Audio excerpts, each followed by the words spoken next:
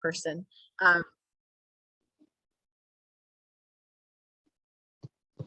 And since I have Kat, I have the attention of Kat. Kat is the choir manager for Prima. So those of you who are in Prima are going to have a great chance to talk with Kat. So today we're going to do a few things. You're going to meet the whole artistic team, and it's a new one this year. So even for those of you who have been around, we have a brand new team, and we are super excited about them. And we'll talk a little bit about the programming, and then we'll get into the nuts and bolts of what does choir look like in COVID. How is that going to feel when you go to your rehearsals? What kind of precautions we're taking, and then some other basic logistics about being with the OCC, and we'll have questions. So we will collect questions as we go, though. So feel free to put them up. We'll either answer them if it's the right time, or we'll save them if that's the case too. Okay. I don't see any hands or any questions, so I'm going to get Kat, you to move forward. So welcome. What I'm really excited about with the OCC, and for those of you who are new, when 2020 hit, it hit everybody like a ton of bricks. And what happened with us in March is we had a lot of really exciting projects on the go at the Ottawa Children's Choir. We had our chamber choir who's going to go to Italy for a tour. We had from chamber going to Italy all the way down to Prima, who was going to do their first workshop with the Ottawa Public Library. And we had all sorts of things in between. And what was amazing in March was how quickly all of our volunteers and our choir managers and our conductors and our pianists, everyone just pivoted on a dime, went online and continued the year. And it was super exciting. Last year, as we came through last year, we made the conscious choice that we would try to be in person to the extent possible by the safety. And I'm just going to check, there's quite a bit of feedback, and I'm just going to check if people can still hear me okay. Okay, looking for nods. So we went through last year where we spent quite a bit of time, really researched over the summer and into the fall to talk about how we would be able to do in person in a COVID environment. We're going to talk more about that today as we go through it. But what was fabulous for us was what it meant was we went through a year where we were able to be in person when we could, we were able to be online when we couldn't, and it made for a fantastic year where was really quite special by the time we got to the end and we had a virtual performance. So as we're going into this fall, I think we're all super hopeful about what this year could bring and being in person a bit more. We do know that this is a very uncertain world and that we will think through that, but I'm very excited about this organization, the people who are committed to it, to do what's right for our choristers, to do what's right for the volunteers, and to have a fantastic year where we actually get to hear the joy of singing. And we're really excited about that. I mentioned we have a whole new team, and I'm going to introduce the first person on that team to give us a sense of what she's thinking this year. And that's Jen Bernstein, who was our conductor of Prima for the last few years, but now she's going to be the conductor of chamber, and she's our artistic director. So I'm going to turn over to Jen just for a sense of what this year is going to look like, and then to introduce the Prima and Vivas. Hello. So this year, as Carol Ann already, said, we're feeling really optimistic. We're feeling really hopeful.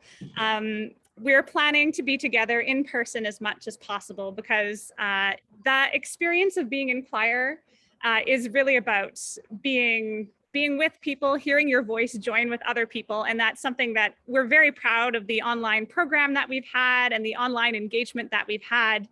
But that is something that we're really hoping to capture by being together in person as much as possible and as much as is safe this year. So we are still looking, though, at doing cohorts. So those of you who were here before know that this is the system we used last year. What this means is that rather than rehearse for the full length of what our normal rehearsal would be, we're splitting the choirs into slightly smaller groups just to continue reducing the risk. And we're going to talk more about some of our risk mitigation measures and procedures later in this presentation. So we're very excited about the upcoming season. I think that we're going to be able to have something resembling normalcy. We're going to have some more normal activities. And there's a lot to be excited about. And I think the most exciting thing is that we have a wonderful new artistic team that is joining us, and I'm very excited to introduce them to you today. First of all, we have Sosun Su. Maybe you can say hello. Well, yeah. Sosun is going to be the new Prima conductor, and I think you're going to be so excited by what she's going to bring to the organization. Obviously, it's been such a joy for me to work with Prima in the last few years, and I couldn't be more excited to be passing it off to Sosun. So she's going to tell you a little bit about the program now. Hello, everyone. Nice to meet you. My name is Sun. Yes, yeah, like not moon, not stars.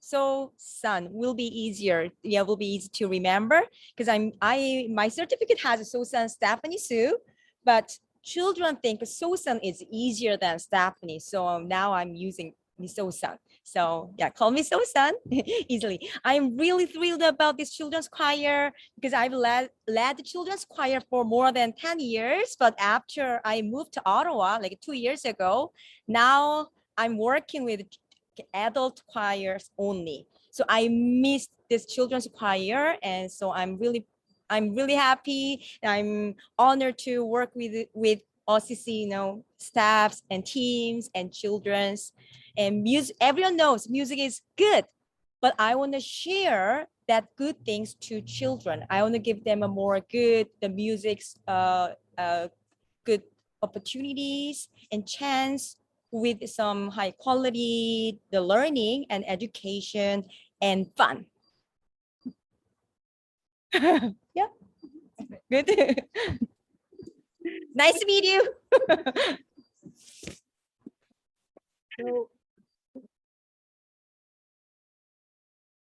There we go. So welcome, Sosun. Actually, Kat, I'll have you go down a slide here. Is that okay? Yeah. Okay. So welcome to Sosun. We are super excited. And here are some basic logistics for those of you who are in Prima. So your start dates, the Mondays and the Wednesdays. And Sosun gave you a bit of a sense of what you're going to be doing. And there's your team. Kat, wave again.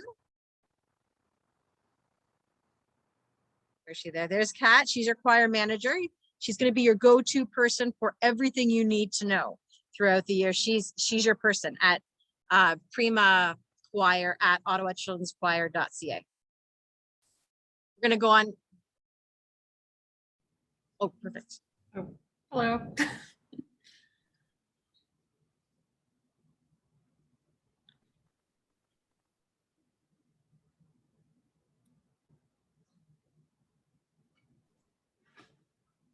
Kat, if you talk, then people will be able to see you. Put a spotlight on you. Oh, sorry. Hello, I'm Kat. Yes, I'm the Prima manager, so I'm the one typically answering your emails. If you email the Prima Choir address. So Awesome. Okay, back over to Jen to introduce our Viva. Kat, you can push down. So obviously, we're very sad to see Alison Prowse leaving the organization after all of the years that she spent with Viva and with Concert Choir. But I'm very excited to be introducing Andrew Hahn today. He's going to be taking over her role with Viva. And Andrew brings an incredible wealth of experience with kids and with adults. So we're really lucky to have Andrew with us today. And he's going to tell you a little bit about the Viva program. Hello, everyone. My name is Andrew Hahn, and I'm originally from Hong Kong. And I'm actually finishing up my doctorate at McGill University in choral conducting. And I am new to the city of Ottawa, so I'm joining, the children's choir for the first year, and the community of music making in Ottawa at large. So I'm really excited for this opportunity in this great year of music making in COVID time. So I just want everybody to in Viva to have fun. It's actually this is a very tough time for everyone, as we know. Never And get so beat being by able to be together in the same room, making music together is a really an opportunity that we have to cherish more than ever before. And I just, first and foremost, I want the kids to have fun in Viva.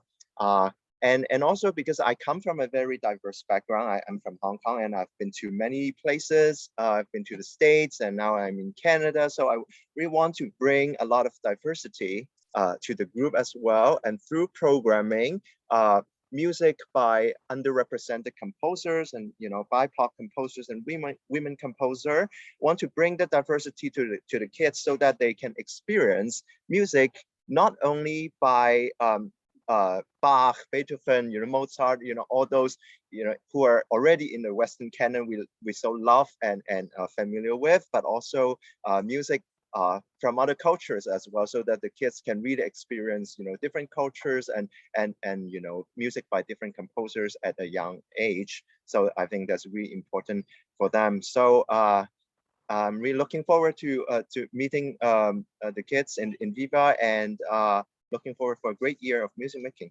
So Thanks, Andrew. So for those of you in Viva, we have started off, as Jen mentioned, with cohorts. And so there's 2 cohort times that are set up. And we're going to go through the rehearsal protocol at the moment. I think what I will say about the cohorts is we're thinking them through. So we're starting out with cohorts because it's safe to have the smaller numbers. But we're going to think about it as we go. We'll talk a bit more about that, I think next. I think we're going to go to the logistics about what this looks like next. Okay. So when we thought about COVID, I mean, the Ottawa Children's Choir have been around since 1958. We have our mission, vision, values, and really it's about we strive to have a world where we're dedicated to artistic excellence, community connection, and above all, the joy of singing. Right? That is the mantra that has driven us for a very long time. But as we came through COVID, we kind of developed these principles that would help us guide us through COVID. And so here's what they were for us, is that we were going to be safe. And for us, that meant meeting and exceeding the public health requirements. And more than just following blindly, though, it meant really researching and understanding the risks with what we are doing in singing, in the choral world, because it is different. And so we've quite a bit of work there. That we are going to be informed. So we're going to make sure we understood what was happening in the world around us. And that was going to help us be attuned to what was right and appropriate. And that we were going to stay really connected with our families, because we could do one thing, but what do you need from us? And how do we think about that? So really striving to be connected in our communications. And let me tell you, flexible in spades. So because we had this priority where we were going to be in person to the extent possible, what that meant was we committed to being flexible. And there are trade-offs with that, but being in person, being able to shift online, be able to shift to hybrid, and to be really flexible as the situation evolves. So those are our principles. Go on down one, Kat. And just to give you a sense of where we currently are in the world, to frame, as we're going to turn over to Jen in a minute to talk a bit about our safety protocols. We're in stage 3 at the moment, and this is what this means for choir. And of course, other provinces like Alberta, like Newfoundland, have actually put up very specific requirements for choral singing. That didn't happen in Ontario. We do look to those. We do pay attention to them because it's very helpful, but Ontario, it's not that obvious.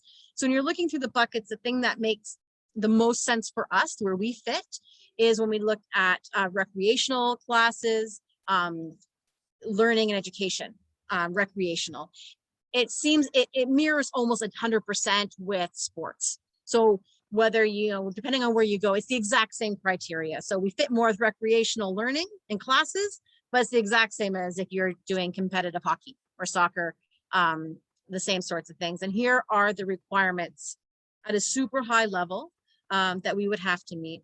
The indoor capacity, and this is where we'll start talking about the indoor capacity, just to say at St. Joe's, we have the real luxury of being in a very large space. And in the sanctuary, the capacity is, depending on how you count it, 500 to 700 people. So 50% of that, you're looking at, 250 up is what the capacity is at St. Joe's. So just to give you a sense of what that capacity is. For Prima, who will be singing in the hall in the bottom, it's a smaller capacity, and I think it's 250. Emily's nodding. Yes, it's 250. So half of that. So it gives you a sense of the room that we have in this space, which is excellent. We're paying attention to as things evolve. If you've been looking at the vaccine passports, the requirements to vaccinate, it doesn't look right now that we would fall under that requirement. But things can always change, but we're following that as we go along as well. But we'll talk about vaccinations in a moment. And let's just do that, Kat. Go to the next phase. So this is, I'm going to turn over to Jen, just to give a sense of, we did a lot of research here and what it is we do. So we're really lucky that there's been a lot of very thorough research and studies that have come out on singing and COVID. And so all of these sort of practices were designed with a lot of consultation with this research. So these are some of our risk mitigation things that we're doing, because we do know that singing does produce more aerosols than other activities than talking. And so we do want to be particularly careful and thoughtful in how we run our rehearsals. So masks are obviously a really critical mitigation strategy. At this point, there's research showing that masks have played a really key role in preventing outbreaks in choirs. At this point, there hasn't been a case of COVID spread within a masked choir rehearsal. So that's our really important line of defense as we're moving forward. We've also shortened the duration of our rehearsals. We're programming in sort of interesting, creative ways, sometimes using things that don't involve singing, like body percussion or other sort of educational tools. We're social distancing, of course. We have that space between us. We're using small cohorts so that we can stay with people in very small, limited amount of exposure. We're allowing some time for our space to ventilate between rehearsals. We have a half-hour break between each rehearsal, as well as our cleaning protocols, the screening that you're probably all familiar with from your daily life now.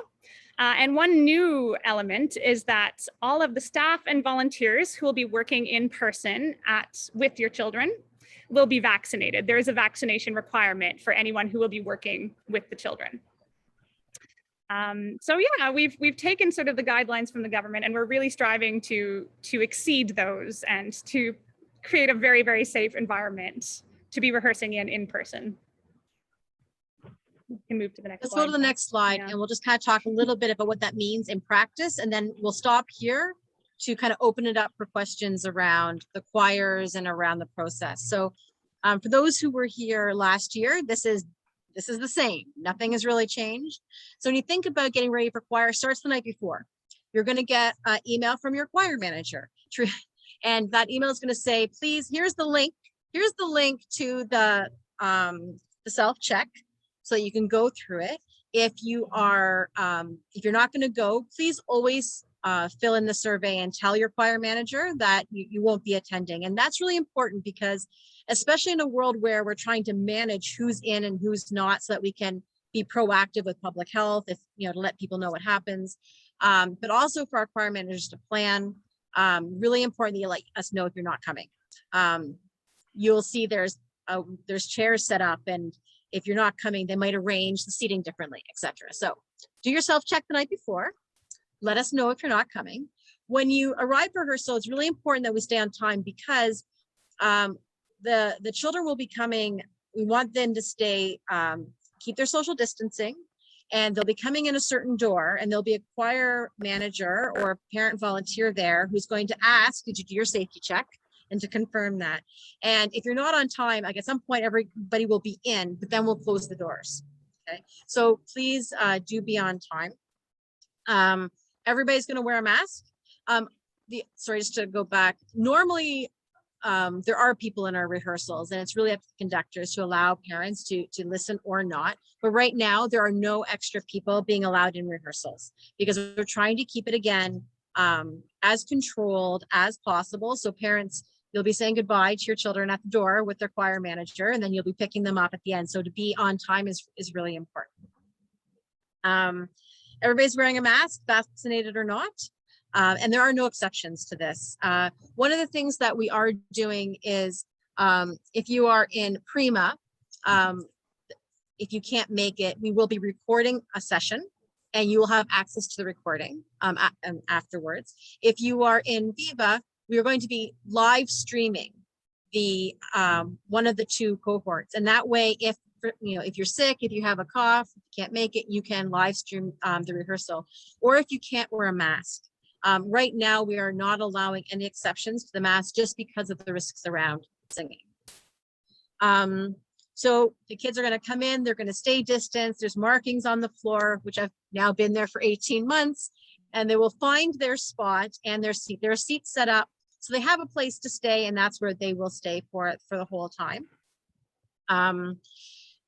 They, often, in a non-COVID world, there's a break, there's interactions, there's snacks, there's all sorts of fun stuff where they get to know each other. They have to do that sitting in their own little spaces now, so there won't be any snacks, and they'll all have their own music and their own pencils, so we won't be sharing things.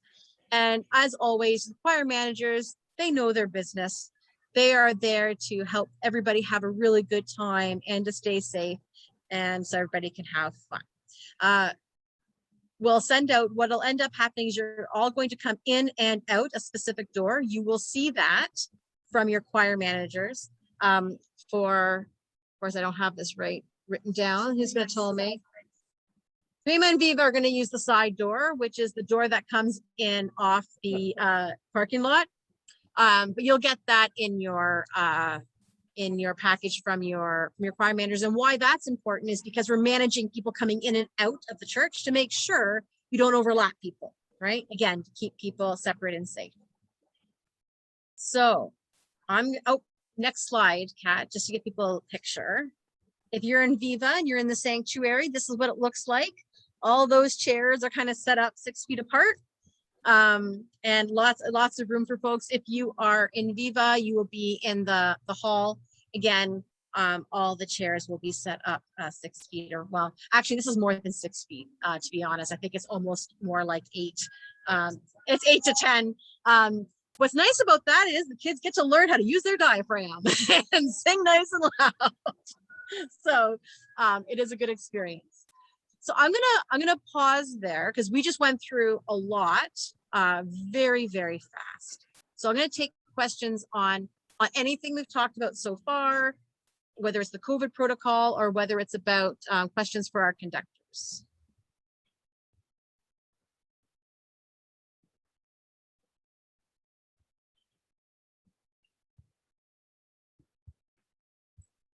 Looking for hands. Kat just put in the chat about if you're volunteering. Yes, if you're volunteering, you can come into the rehearsal. Here, yes, everybody's wearing a mask from beginning to end. Another good reason not to have 2.5-hour rehearsals right now. Any more questions? Jen, is there anything, or Jen or Andrew or So-Sun, is there anything you'd want to say?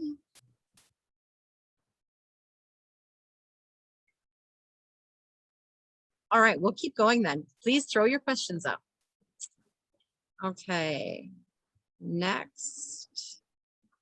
So volunteers are super important. Now, normally we have, we strive to have, the way the OCC runs, it really does run on its parent volunteers. Nothing can really happen without it. Normally we have choir managers that are really the heart and soul of the choirs.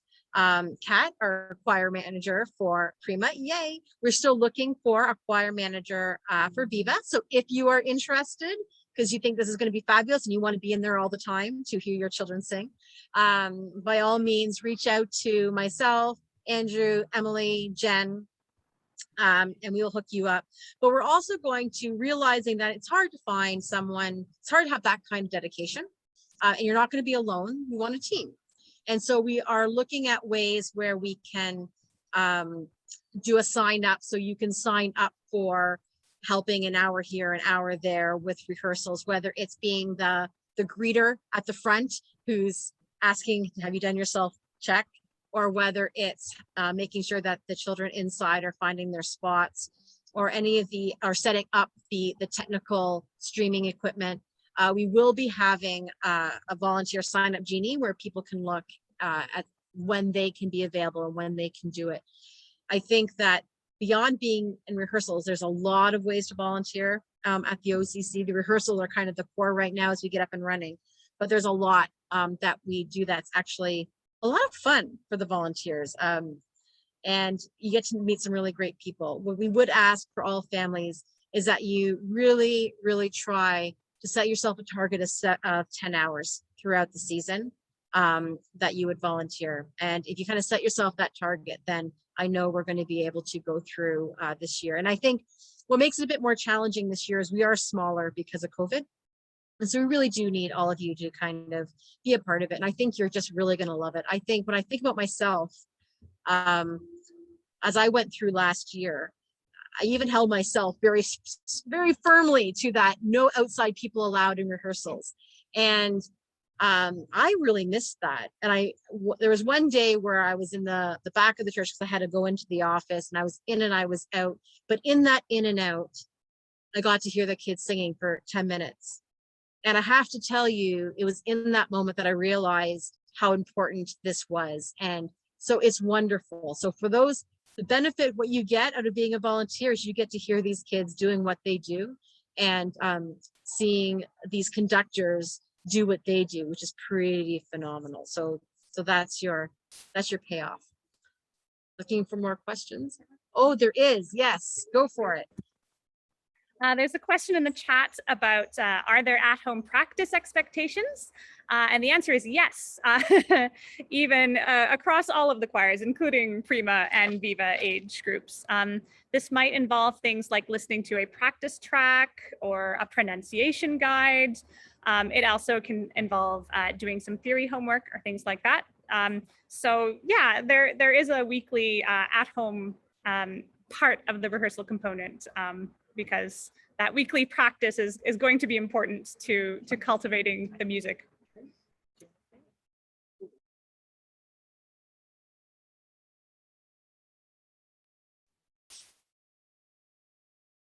Looking for more questions.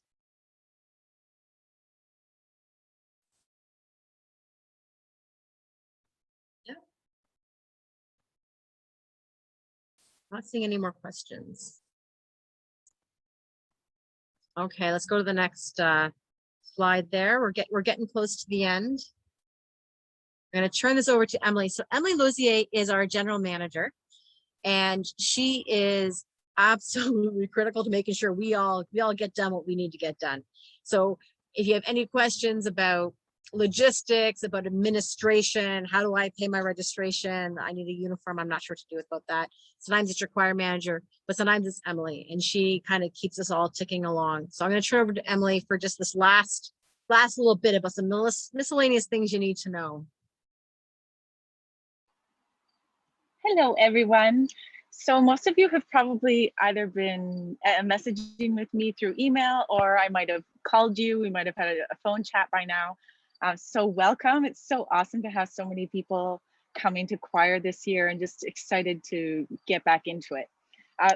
One really important thing is, if you haven't filled in your full registration form through the back of the website, it is imperative that you do that, because that is our main list that we use for all of the choir emailing. So right now you're here because I pieced together a bunch of different email lists, and so it makes my job so much easier when everybody fills in that registration form.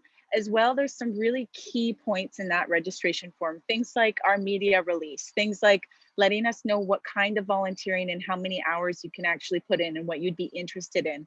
Things like the liability, because we know that COVID is here and we are taking as many precautions as possible, but that we need you to say that you recognize that, and that you're not holding us accountable if there is a COVID scare in the choir.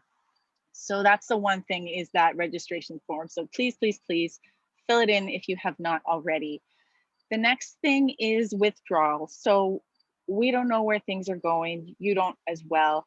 We have a dropout date. So if you drop out by October 11th, you will receive all of a refund of everything you've paid so far, minus a $50 administrative fee. So that's Thanksgiving weekend. So by the Monday of Thanksgiving weekend. We have not talked yet about our uniforms with anybody. And so this is now the first time you're seeing anything about a uniform. You don't have to worry too much about it. It's quite a simple uniform. It's called our casual uniform. And we are having the casual uniform across the full organization this year. So that casual uniform is a red polo t-shirt with the OCC logo, and we provide that. We have them brand new for $20, and I will be putting the link on the website for all families who need to purchase one. And then you can purchase through the website, and then we'll have them available for pickup when you come to choir. And then if you would like to have a used polo t-shirt, I do sell those in the office. And so you would also purchase the used t-shirt for $7 on the website. And I can also have that then available. The only thing is those don't have as many of the sizes. So it's really, you know, a pick and choose what the sizes would be there. The next is your Coarser Handbooks. We are putting the final touches on those, and we will get them to you soon. They give you a breadth of information. They let you know about the parking lot and the fees at St. Joe's, how much it costs to park in the parking lot. They let you know also about these casual uniforms. They give you email addresses for all of the choirs. They let you know what our hopes are for the choristers with in regards to learning their music, in regards to writing on the music, just a whole bunch of little helpful tips. And so once we get those to you, we ask you to please check through them. And the other one, yes, reading your choir emails. So you all have probably received some choir emails by now. But close. Hello. Yeah, and then it says this is, you know, Viva Choir, this week at Viva, or this week at Prima, and you will always receive those emails on a weekly basis before your choir. The one thing two more things I wanted to mention was anybody who's interested in volunteering with us and really wants to actually have a discussion about it, please stick around at the end of this. We can have like just a 10-minute chat about exactly what it means to volunteer in choir with Prima and Viva Choir. And there was one person I was already speaking to about that. So yes, please stick around and I would love to chat with you. And the other is pickups and drop-offs at St. Joe's. Just a little hint that 15 minutes before and 15 minutes after is a free pickup time for our choir. So you can come, you can just sit in the parking lot and wait, and then we can have then the crossovers. So there, you don't need to pay for parking at that point. Just those 15 minutes around the pickup and the end of choir. Okay. Emily, someone's not sure how they pay. Okay, that's probably because you have not received an invoice yet. So everybody who has signed up now at the end of the summer, as of after June 1st, from June 1st to September, whatever we are now, 7th, you will be receiving your first invoice on September 15th. And your first payment will be October 1st. Everyone who signed up with us before June 1st is on a different schedule. So you'll just have to ask me that separately. But everyone from June 1st to now, your first one's coming next week and it should be paid for October 1st. Emily, is that, could it also be they need to register in order to get that invoice? So if they haven't finished their registration forms, might that be a reason they don't get the invoice? Are they connected or no? That is also the key. So I need your registration forms to be filled in, and that's how I did it in the springtime. So everyone who didn't register by June 1st, they didn't receive their invoice. Even if they told me we're coming, I didn't invoice them because I didn't have their form agreeing to the media release, agreeing to the liability and all of their children's, you know, different types of health information. So I can't send that invoice until I have that form filled in. that's true, Carol Ann. Thank you. Awesome. Okay, I'm going to say, Jen, there was a question here from someone. My daughter is turning, this is from Anna Connaughton. Probably got that wrong. My daughter's is 10 turning 11 in February. Which choir would she be in? So at that age, we would actually be placing your child based on an audition, because they could be in a couple of different choirs depending on their experience level.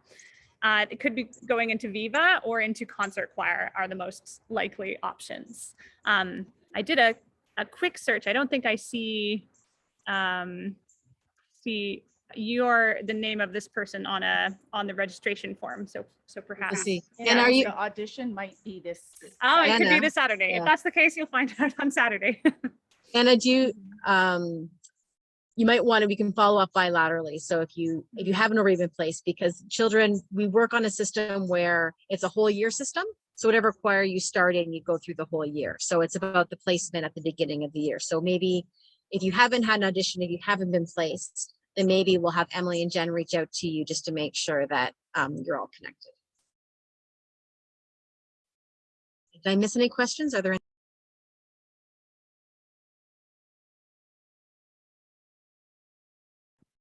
Oh, I just wanted to note that Robin had a great tip in the chat there about saving the email address as a contact. That's super helpful. So that just makes sure that it won't go into any junk folders and it won't be labeled as spam. So thanks for that, Robin.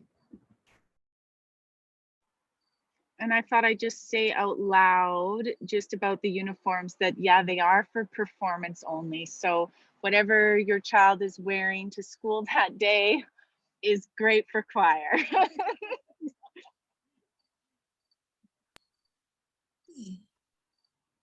That's all we had. That's all we had for you.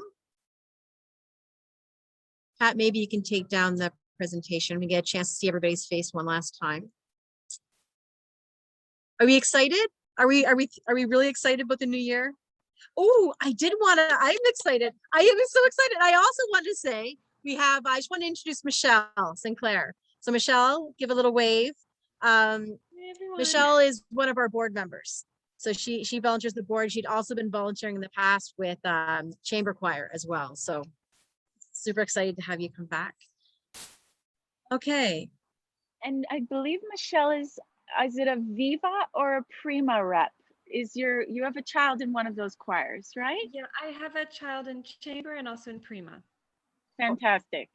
So she really understands what all of you Prima parents are going through. She's right there with you. There's a question about performances. Our performance. So there is one performance date. It should be, if you have registered, you should be getting an email with some save the dates at the bottom from your choir manager. The only performance scheduled for all of the choirs right now, Prima and Viva, would be on December 5th. And that's our sort of annual December winter concert. We have asked people to book off a really large amount of time, all the way from 1 until 5. And that's because we understand that it may be possible we have to do 2 performances this year in order to accommodate whatever public health guidelines we're going to be working under at the time. So that's the only one that right now you should have off in your schedule if you're in Prima and Viva.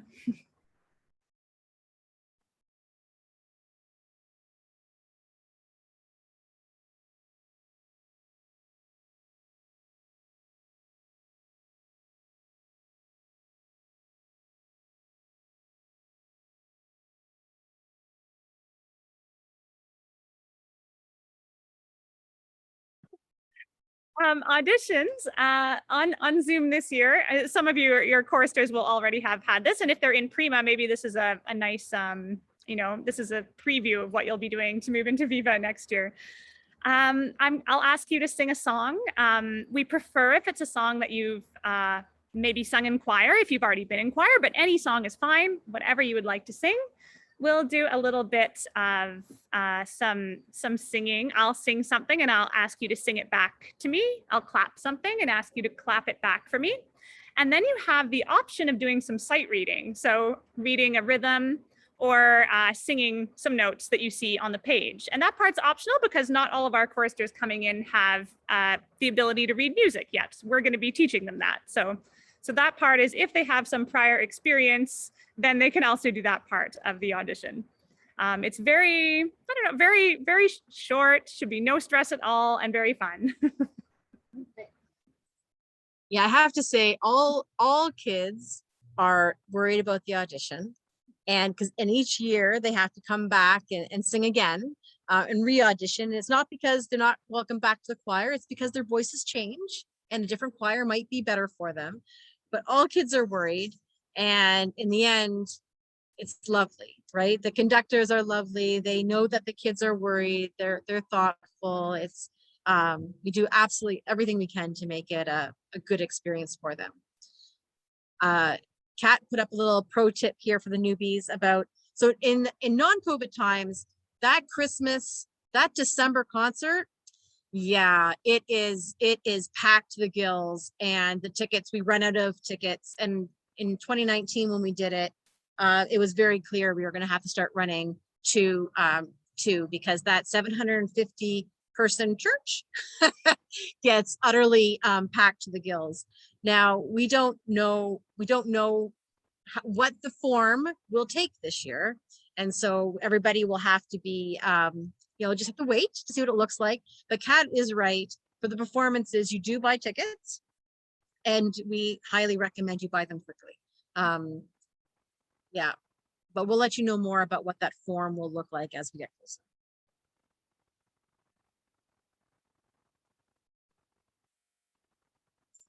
Well, all I can say is I am so excited about our new team. Susan and Andrew have been here literally 2 weeks, and already we are all so excited about what they're bringing and what they're planning for your children. And I'm so excited to start to hear them sing together. So glad you could all come out. You can always send more questions in to your conductor, to your choir manager, to Emily. Don't be shy. That's what we're here for. Have a great night. Throw on your videos as you go, and let's see all these kids. I see a whole bunch of choristers out there. Let's see the choristers. Give me a wave. Hi. Oh, there's some more choristers. Yay. Good night, everyone. Have a great night.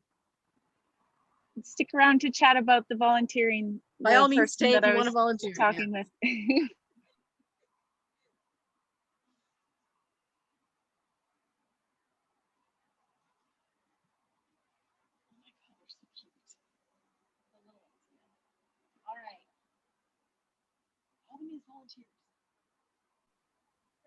We stop recording.